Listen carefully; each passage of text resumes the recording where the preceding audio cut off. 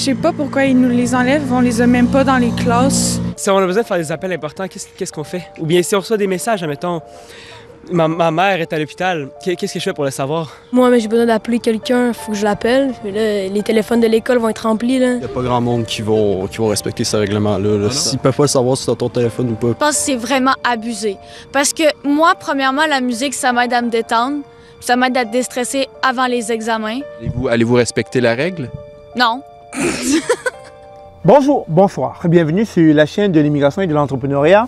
Je ne sais pas comment vous avez accueilli le communiqué ou bien la sortie du ministre Bernard Drinville, le ministre de l'Éducation québécoise, à propos du fait que les téléphones à partir de la rentrée prochaine seront interdits dans toutes les écoles québécoises. Et aussi que les jeunes devront apprendre à vouvoyer leurs enseignants, etc. Le vouvoiement deviendra la norme dans toutes les écoles du Québec. Les élèves devront désormais s'adresser aux adultes et au personnel scolaire en utilisant les termes « monsieur » ou « madame ». Oui, il y a le cellulaire, mais il y a aussi le vouvoiement qui sera obligatoire. Je me tourne vers le ministre de l'Éducation, Bernard Drinville, à Québec. Bonsoir, Monsieur le ministre. Avant de vous partager mon opinion, je tiens à revenir sur ce discours que le ministre Bernard Drinville a adressé aux jeunes. Dès la prochaine rentrée, les cellulaires seront interdits en tout temps et en tout lieu dans les écoles du Québec, selon un règlement dont le ministre québécois de l'Éducation, Bernard Drinville, a tracé les grandes lignes. Lors d'une conférence de presse, Bernard Drinville a déclaré que les élèves du primaire et du secondaire, qu'ils soient inscrits au public ou au privé, devront laisser leurs cellulaires, leurs écouteurs et leurs appareils mobiles personnels de côté. Et ce, du début jusqu'à la fin des cours, y compris durant les pauses. Par ailleurs, Québec instaure aussi d'autres changements qui devront être inscrits dans le code de vie des écoles. Le vouvoiement deviendra la norme dans toutes les écoles du Québec. Les élèves devront dire monsieur ou madame dans leurs interactions avec le personnel. Le code de vie contiendra des règles incitant les élèves à adopter des comportements respectueux, notamment envers les biens de l'école. Les établissements disposent de quelques mois, c'est-à-dire jusqu'en janvier 2026, pour faire appliquer ces règlements auprès des jeunes. Alors, dites-moi, comment est-ce que vous avez perçu ce communiqué? Comment est-ce que vous avez perçu cette sortie de Bernard Drinville? Moi, je l'ai très bien accueilli. Je ne comprends pas comment, de nos jours, les jeunes veulent se concentrer à leurs études en ayant le téléphone cellulaire près d'eux pendant qu'ils étudient, pendant qu'ils travaillent, pendant qu'ils font leurs devoirs, leurs exercices. C'est juste inconcevable. Et ce qui est marrant, c'est qu'ils font sortir plein dans les rues de Québec, ces jeunes, pour revendiquer leurs droits. Mais c'est absurde, c'est à se poser la question, mais où sommes-nous? Dans quel monde vivons-nous? La même décision est tombée au Manitoba. On n'a pas vu de tollé, on n'a pas vu des jeunes revendiquer, on n'a pas vu des jeunes sortir. Mais il n'y a qu'à Québec, il n'y a qu'au Québec autant pour moi que les jeunes sortent pour revendiquer leurs droits. Comme quoi, c'est important qu'ils aient un téléphone cellulaire pendant les cours. Est-ce que cela a un sens? Et ce que je trouve dommage, c'est que certains parents vont se ranger du côté de leurs enfants en disant qu'ils trouvent que c'est excessif, ils trouvent que c'est pas normal. Mais ça n'a pas de bon sens, comme vous le dites si bien les Québécois, ça n'a pas de bon sens. Comment est-ce qu'un parent voudrait que son enfant réussisse ayant un téléphone cellulaire pendant ses journées de cours?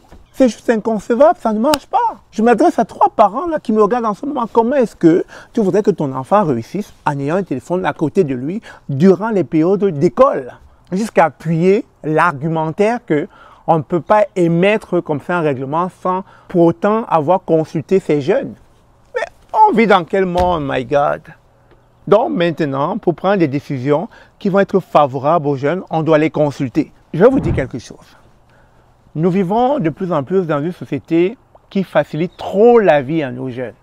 Nous vivons dans une société qui rend paresseux nos jeunes. Nous vivons dans une société où de plus en plus, les jeunes ont perdu certaines valeurs. Les valeurs que vous, parents, que nous avions eues dans un passé lointain, ces valeurs qui ont fait de nous les adultes que nous sommes aujourd'hui, respectueux, etc. Et aujourd'hui, je pense que ce gouvernement a compris la dérive à laquelle ces jeunes sont exposés et s'est dit qu'il est important que nous revenions à ce foutu bon sens. Celle de voir ces jeunes, ces écoliers, ces enfants évoluer dans des meilleures conditions, mais surtout sains dans leur développement scolaire.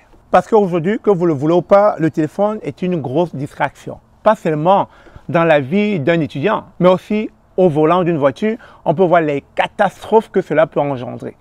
Et donc moi, je pense que c'est une très bonne décision que le ministre Bernard Drinville a émise. Et je trouve déplorable que certains parents se rangent du côté de leurs enfants. Et je trouve même que c'est farfelu que de voir ces enfants s'exprimer sur la question et dire qu'ils en ont besoin. Je ne comprends pas. À votre âge, nous n'avions pas de cellulaire. À votre âge, nous étions focus école. C'est la raison pour laquelle nous avons réussi. C'est la raison pour laquelle nous avons passé avec brio nos diplômes. Mais aujourd'hui, tout est arrangé, tout est facilité pour que vous ayez vos diplômes. On vous déroule le tapis rouge. À la rigueur, c'est si on ne fait pas vos devoirs à votre place, quasiment. Mais dans quel monde vivons-nous? Génération micro-honte. Toujours en train de se plaindre. Toujours en train de chialer. Toujours en train de dire on ne veut pas ci, on ne mange pas de céréales le matin, on mange ci, on veut ça. Mais où sommes-nous? Dans quel monde vivons-nous là?